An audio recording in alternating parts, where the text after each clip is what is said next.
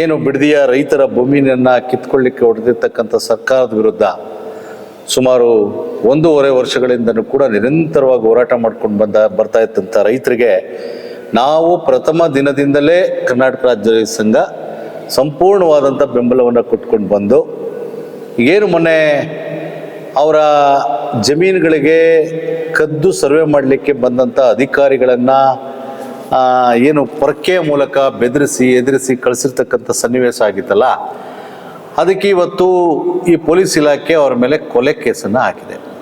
ಇದನ್ನು ಕೂಡಲೇ ವಾಪಸ್ ತಗೋಬೇಕು. ರೈತರು ಯಾವತ್ತೂ ಕೂಡ ಕೊಲೆ ಮಾಡಲಿಕ್ಕೆ ಮುಂದಾಗೋದಿಲ್ಲ.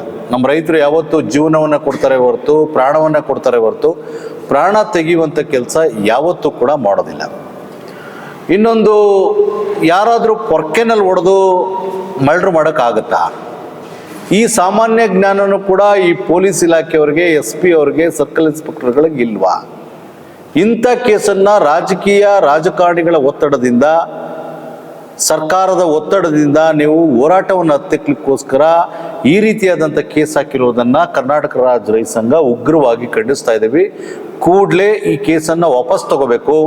ಇಲ್ಲ ಅಂತಂತ ಹೇಳಿದ್ರೆ ರಾಜ್ಯವ್ಯಾಪಿ ಎಲ್ಲ ಜಿಲ್ಲಾ ಕೇಂದ್ರಗಳಲ್ಲೂ ಕೂಡ ನಾವು ಹೋರಾಟವನ್ನು ಮಾಡಲಿಕ್ಕೆ ಸಿದ್ಧತೆಯನ್ನು ಮಾಡಿಕೊಳ್ಬೇಕು ಅಂತಂತೇಳಿ ನಮ್ಮ ರೈತ ಸಂಘದ ಮಲ್ಲಯ್ಯನವರ ನೇತೃತ್ವದಲ್ಲಿ ನಾವೆಲ್ಲರೂ ಕೂಡ ಸೇರ್ತಾ ಇದ್ದೀವಿ.